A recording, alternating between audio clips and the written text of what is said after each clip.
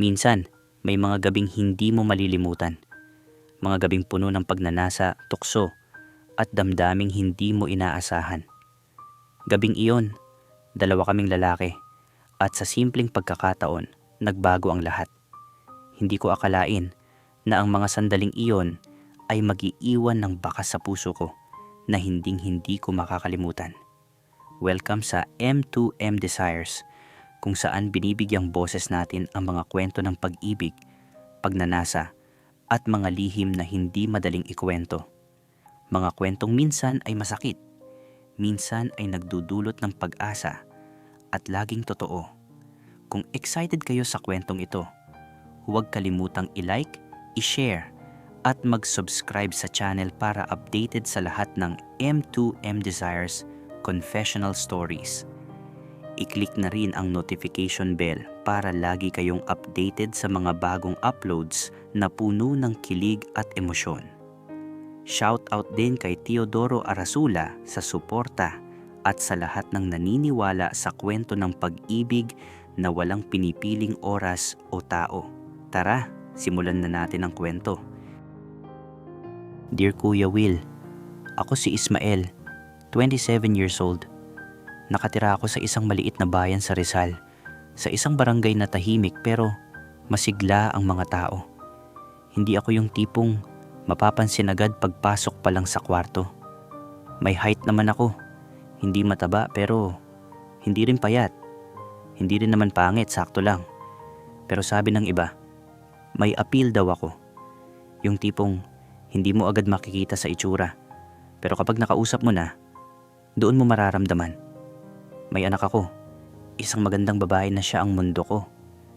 Pero hiwalay na kami ng nanay niya. Hindi nag-work ang relasyon namin. Hindi dahil may nagloko, kundi siguro dahil hindi ko rin maintindihan noon kung ano ba talaga ang gusto ko sa buhay. Maraming tanong sa sarili ko na hindi ko masagot. Kuya Will, ito ang kwento ng 2 days na talagang bumago sa pananaw ko sa maraming bagay, lalo na sa pag-ibig at pagkakaibigan. Nagsimula ang lahat sa bahay ng close at pinagkakatiwalaan kong tropa na si Jake. 2 days bago ang 28th birthday niya, tinawagan niya ako para magpatulong sa paghahanda. Pre, punta ka ng maaga ha. Kailangan ko ng extra kamay sa dekorasyon at pagluluto, sabi niya. Wala na akong masyadong tanong. Pumayag agad ako. Pagdating ko sa kanila ng hapon, akala ko kaming 2 lang ang maghahanda. Pero pagpasok ko pa lang ng gate, may 4 na binatang nakaupo sa teres. Nagkukwentuhan sila at nagtatawanan parang ang gaan ng mga problema sa mundo. Isa-isa ko silang tiningnan hanggang sa may isang lalaki na tumayo para kumuha ng tubig sa loob ng bahay. Doon ako natigilan. Si Ronald. 23 years old siya at pinsan ni Jake. Hindi ko siya matawag na gwapo sa usual na pamantayan. Pero may kakaiba sa kanya. Makisig, halatang mahilig mag-basketball, makikita sa hubog ng mga braso at likod niya. Pero ang pinakatumatak sa akin ay ang mga mata niya. Parang may kwento. Parang may gustong sabihin na hindi ko maintindihan pero gusto kong alamin. Simula noon parang may nag-iba sa pakiramdam ko. Busy kami sa dekorasyon at paghahanda, pero hindi ko maiwasang mapansin siya tuwing dadaan sa harap ko. Doon kasi sa labas ng bahay ni na Jake ang tambayan ng barkada niya. Rinig ko ang tawanan nila, ang asaran, ang kwentuhan. At sa totoo lang, Kuya Will, iba ang tama sa akin kapag boses niya ang nangingibabaw. Parang kahit pagod ako sa ginagawa namin, biglang gumagaan ang pakiramdam ko kapag naririnig ko siya. Hindi ko pa alam noon kung bakit ganoon ang epekto niya sa akin. Pero ramdam ko, may nagsisimula na hindi ko pa kayang pangalanan. Isang umaga, habang kumakain kami ni Jake ng almusal, biglang pumasok ang mga kaibigan niya, kasama si Ronald. Inalok ko silang sumabay sa pagkain at isa-isa silang ipinakilala sa akin ni Jake. Pre, eto sila, mga kababata ko. At ito naman, sabay turo kay Ronald. Ang paborito kong pinsan, si Ronald. Ngumiti siya sa akin. Simple lang ang ngiti niya, pero Kuya Will, para bang gusto kong matunaw sa gitna ng ngiti niya. Hindi halata sa panlabas, pero gusto ko siyang pagmasdan ng matagal. Gusto kong kabisaduhin ang bawat linya ng mukha niya. Pareho sila ni Jake na may itsura, pero para sa akin, iba si Ronald. May lalim ang mga mata niya na tila ba'y may sinasabi sa akin na hindi ko maintindihan. Uy pre, buti nakatulog ka ng maayos kagabi. Sabi ni Ronald, malikot daw itong si Insan sa pagtulog. Biro ni Ronald kay Jake, sabay tawa. Napatingin ako sa kanila. Oo nga sagot ni Jake. Ang bigat ng binti kanina ko pa nga naisip. Nakadantay sa akin kagabi tapos nakayakap pa talaga. Akala yata unan ako. Napatawa ako ng mahina. Uy, grabe ka pre, nakayakap ba talaga? Tanong ko. Pinipilit maging normal ang boses. Si Jake, Kuya Will, isang simpleng tao lang. Straight siya, mahilig sa basketball at mag-isa na lang sila ng lola niya sa bahay. Madalas kasi nasa tindahan ng lola niya, kaya hindi siya matutulungan sa mga handa. Kaya ako ang inaasahan niya na tutulong sa kanya. Pero ang hindi niya alam, sa gabing iyon, may isang bagay akong pinagsisihan at ikinahihiya. Oo, sa gabing iyon, nang yakapin ako ni Jake habang natutulog, hindi ko napigilan ang sarili ko. Madilim ang kwarto, tanging liwanag ng buwan ang pumapasok sa bintana. Mahimbing siyang natutulog. Sa sandaling iyon, nawala ang lahat sa isip ko. Ramdam ko ang init ng katawan niya, ang bigat ng braso niya sa dibdib ko. At bigla akong nagising sa sarili kong kilos. Hindi ko alam kung ano ang tumakbo sa isip ko. Gusto ko siyang hawakan. Maramdaman ang balat niya. Yakapin siya pabalik sa paraang hindi ko magagawa kung gising siya. Pero sa gitna ng pagnanasa na iyon, may isang boses sa isip ko ang sumigaw. Tropa mo yan pre. Kaibigan mo yan. Magkapatid na ang turingan nyo. At doon ako tumigil. Hindi ko pa rin maintindihan noon kung bakit ganoon ang naramdaman ko. Nahihiya ako, nalilito. Pero alam kong tama ang boses sa isip ko. Kaibigan lang siya. Tropa ko. Parang kapatid. Bumalik ako sa pagkakahiga, nanginginig at puno ng guilt.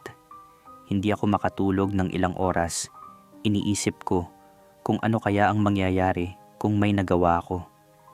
Kinabahan ako, pero hindi dahil baka magalit si Jake.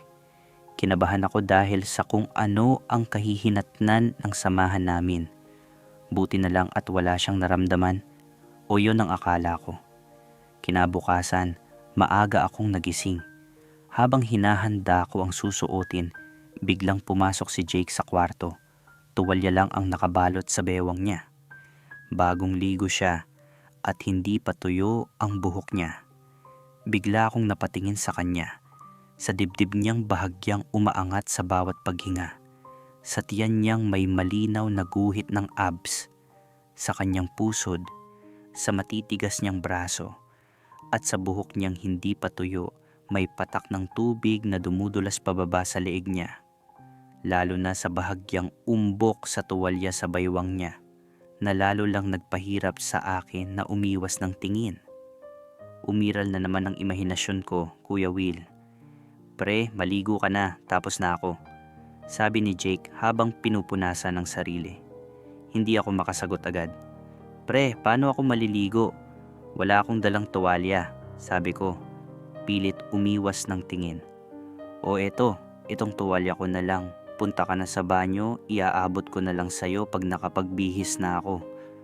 Tumango ako at dali-daling lumabas ng kwarto. Dala ang tuwalya na mainit-init pa dahil sa pagkakabalot sa kanya. Habang papaligo, hindi ko maiwasang isipin, may nahalata ba siya sa akin? Yung mga titig ko, yung bigla kong pag-iwas ng tingin, baka napansin niya. Maya-maya, may kumatok sa pinto ng banyo. Pre, "Eto na yung tuwalya mo," sabi ni Jake mula sa labas.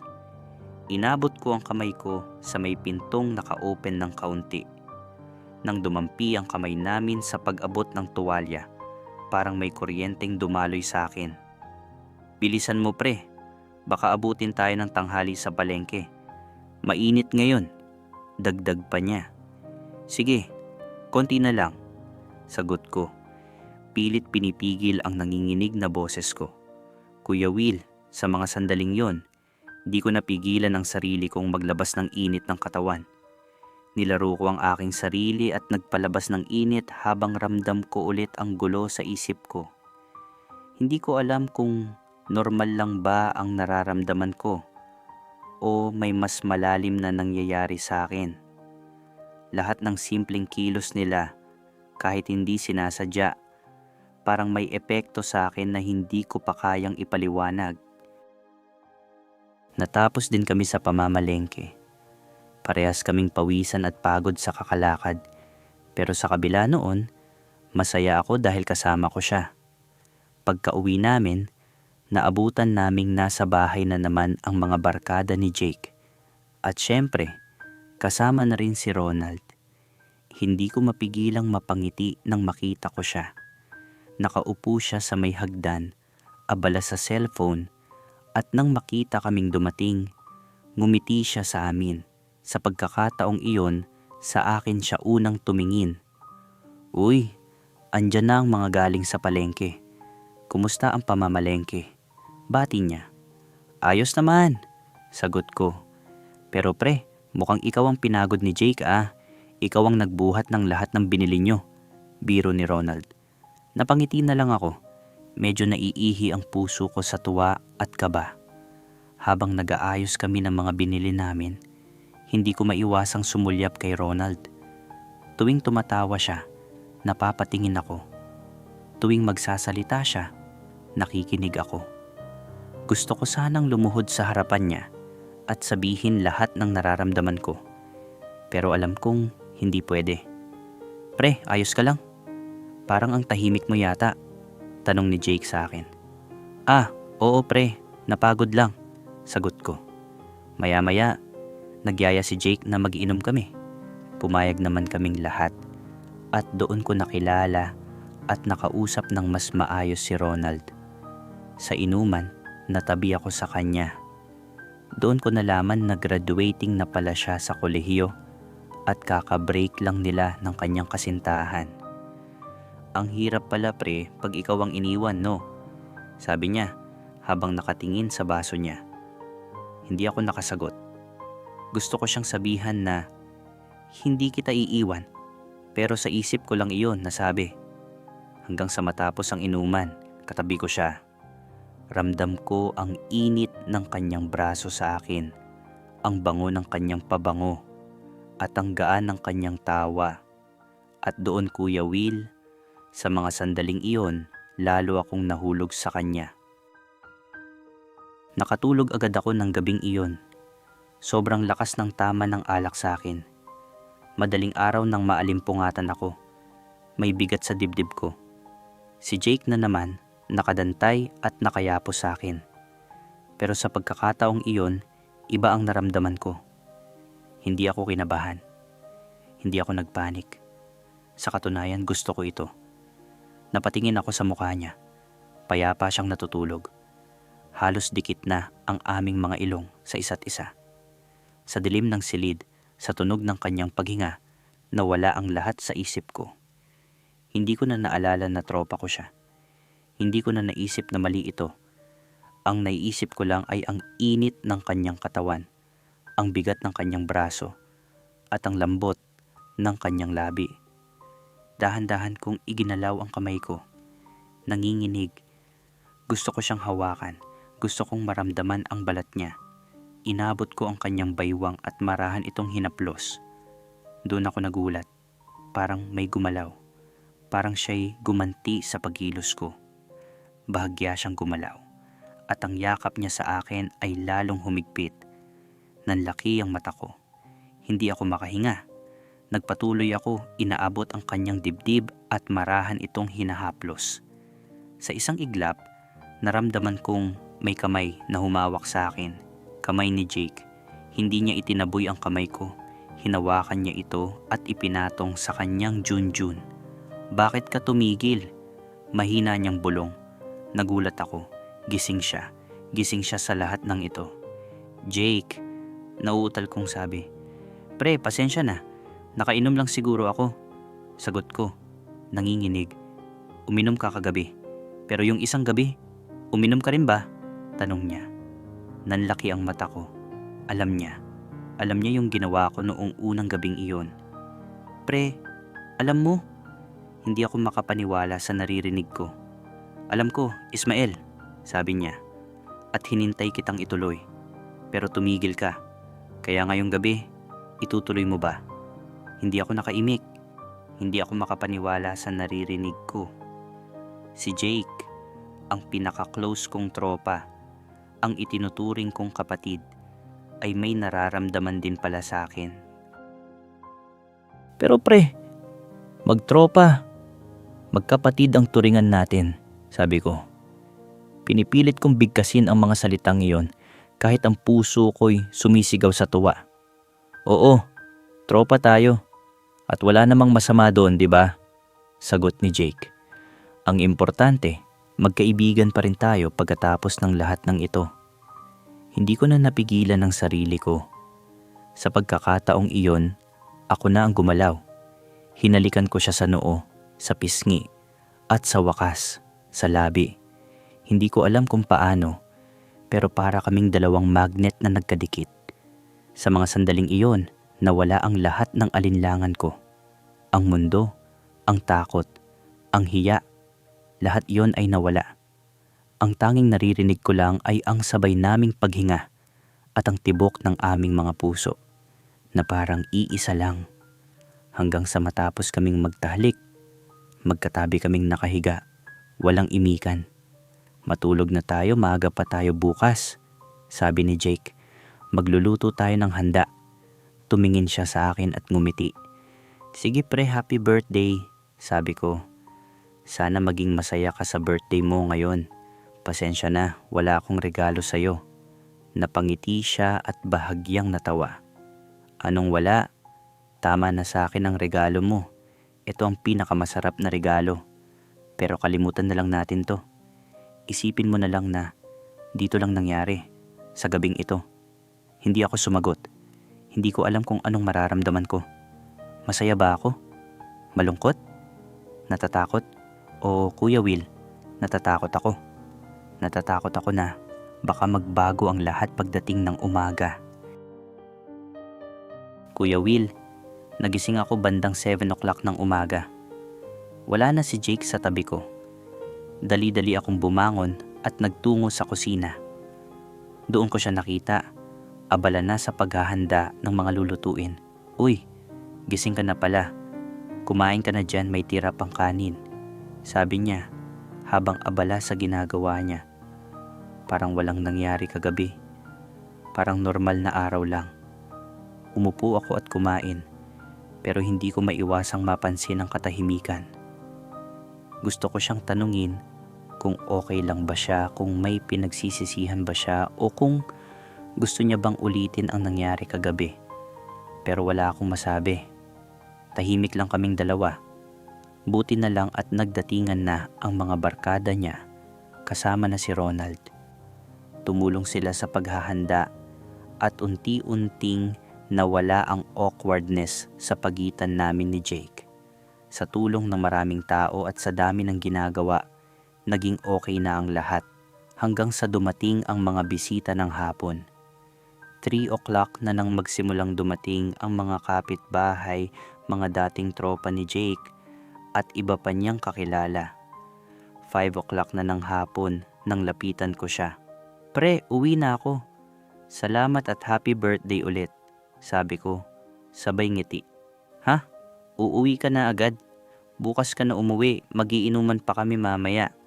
Magtatampo ako sa'yo pag umuwi ka ngayon," sabi niya nakangiti rin. Dahil doon, hindi na muna ako umalis. Maya-maya, nag-ayos na ng lamesa ang mga barkada niya sa labas ng bahay. Inuman na naman. Katabi ko si Jake at nasa kaliwa ko naman si Ronald. Habang tumatagal ang gabi, may napansin ako. Paulit-ulit akong sinusulyapan ni Ronald. Hindi ko alam kung namamalikmata lang ako o sadyang may ibig sabihin ang mga tingin niya. Maya-maya, nagpaalam si Jake na aasikasuhin muna ang ibang bisita. Doon ako naiwan sa piling ni Ronald. Maya-maya, tumayo ako at pumasok sa loob ng bahay para uminom ng tubig. Paglabas ko, nakabunggo ko si Ronald sa makipot na daanan. Nagkatama ang aming mga katawan. Hindi ako gumalaw, siya rin. Sa pagkakataong iyon, hindi na ako nagkunwari. Hinayaan ko lang na dumikit siya sa akin. Ramdam ko ang init ng dibdib niya sa harap ko, ang mabagal niyang paghinga na halos sumasabay sa tibok ng puso ko. Pasensya na pre, mahina akong sabi, kahit hindi ko alam kung ano ba talaga ang ipinagpaumanhin ko. Hindi siya sumagot. Sa halip, hinawakan niya ang braso ko. Mahigpit pero maingat at dahan-dahang inilapit ang mukha niya sa akin.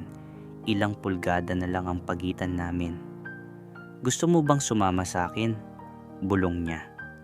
May kung anong bigat sa boses niya. Hindi utos, hindi pakiusap, parang hamon. Hindi ako nakapagsalita. Hinila niya ako sa kabilang kwarto, isang paupahang halos walang laman. May lumang kama sa gitna at tanging liwanag ng buwan ang pumapasok sa bintana. Tahimik. Rinig ang ingay ng inuman sa labas pero parang ang layo-layo na. Pagharap niya sa akin, hindi na ako umiwas. Siya ang unang lumapit. Dumikit ang dibdib namin. Ramdam ko ang init ng balat niya sa manipis kong suot. Hinawakan niya ang baywang ko, marahan. Parang sinusukat kung tatanggi ba ako. Hindi ako tumanggi. Sa halip, ako ang humawak sa balikat niya. Doon nagsimula ang unang halik. Mabagal, parang nag-iingat. Hindi pa dalos-dalos. Parang pareho kaming naninigurado kung tama ba ang ginagawa namin. Nang maramdaman kong hindi siya umatras, mas lalo akong lumapit. Tagal kitang gustong lapitan. Bulong niya sa pagitan ng paghinga namin. Parang tumigil ang oras. Hinaplos niya ang likod ko, paakyat sa batok, at bahagyang hinawi ang buhok ko. Ang mga halik niya bumaba sa gilid ng pangako, sa leeg ko. Napapikit ako. Hindi ko namalayan na napahawak ako sa damit niya. Hinihila siya palapit. Sa sandaling iyon, may nangyari sa amin ni Ronald. Nagtahlik kami sa loob ng silid. Sa sandaling iyon, wala nang tropa, walang pinsan, walang birthday. Kami lang. Ang liwanag ng buwan at ang init ng mga katawan naming magkadikit. Hindi ko naisip kung nasaan si Jake o kung ano ang mangyayari kinabukasan. Ang alam ko lang, hawak ko si Ronald at hindi ko gustong pakawalan. Maya-maya, may narinig kaming boses mula sa labas. Uy, nasan si Ismael? Pre, tara na, iinuman na. Si Jake. Bigla kaming natauhan. Nagkalapit pa rin ang mga noo namin. Pareho kaming hinihingal. Ngumiti si Ronald, yung ngiting parang may sikreto. Salamat Ismael, bulong niya. Sana maulit pa. Hindi na ako nakapagsalita. Yumakap na lang ako sa kanya ng mahigpit. Mas matagal kaysa sa dapat. Bago ako lumabas ng kwarto, hinalikan ko siya sa noo, mahina. Parang pangako na hindi ko pa alam kung kaya kong tuparin. Ingat, sabi ko. Paglabas ko, sinalubong ako ni Jake. Uy, andiyan ka lang pala, hinahanap na kita. Sabi niya. Oo, nag-CR lang. Sagot ko. Pilit pinapakalma ang paghinga ko. Habang bumabalik kami sa inuman, hindi ko maiwasang lumingon sa kwartong pinanggalingan ko. Nakatayo pa rin si Ronald sa may pintuan. Nakatingin sa akin, parang may simula kaming hindi patapos. Sa gabing iyon, Kuya Will, hindi ko alam kung pag-ibig ba yon o pagnanasa lang. Pero isang bagay ang sigurado ako. Sa pagitan ng dalawang lalaki, may mga lihim na nabuo at ako ang nasa gitna nito. Maraming salamat Kuya Will sa pakikinig. Ismael, salamat sa pagbabahagi ng kwentong ito. Alam kong hindi madali ang ganitong karanasan. Yung tipong bigla mo na lang naramdaman ang sarili mo sa gitna ng dalawang tao na pareho mong gustong mahalin. Pero alam mong may hangganan ng lahat. Ang totoo, Ismael, walang mali sa nararamdaman mo. Ang pagmamahal at pagnanasa ay natural lang at hindi ito pumipili ng oras o tao. Pero ang mahalaga dito ay yung pagiging totoo mo sa sarili mo at sa mga taong involved. Kay Jake, natapos na ang lahat sa isang gabi. Respeto niya yun sa inyo pareho, na hanggang doon lang. Kay Ronald naman, iba ang kwento. May potential ba? O isang gabing panaginip lang din? Ang payo ko sa'yo, una, huwag kang matakot kilalanin ang sarili mo. Kung lalaki ang gusto mo, tanggapin mo yan. May anak ka, may responsibilidad ka. Pero hindi ibig sabihin nun ay kailangan mong magtago ng totoong ikaw. Pangalawa, kung si Ronald ay totoo, kausapin mo siya. Alamin kung ano ba talaga ang meron sa inyo. Huwag kang manatili sa limbo ng what if. Pangatlo, kay Jake, mahalaga ang friendship nyo. Kung sinabi niyang kalimutan na, respetuhin mo yun. Pero huwag mong kakalimutan na tropa mo pa rin siya. At sa lahat ng nakikinig, ano sa tingin nyo? Tama ba ang ginawa ni Ismael? May pag-asa ba sila ni Ronald? At ang friendship nila ni Jake, kaya pa kayang bumalik sa dati? Mag-iwan ng comment sa baba. Gusto namin marinig ang inyong saloobin, payo, o kahit sariling karanasan na katulad nito. At kung first time mo dito sa M2M Desires, isubscribe na para updated ka sa mga kwentong puno ng pag-ibig, pagnanasa at katotohanan. I-like ang video, i-share sa mga kaibigan, at huwag kalimutang i-click ang notification bell. Hanggang sa susunod na kwento. Tandaan, sa pag-ibig, walang mali. Ang mahalaga, totoo ka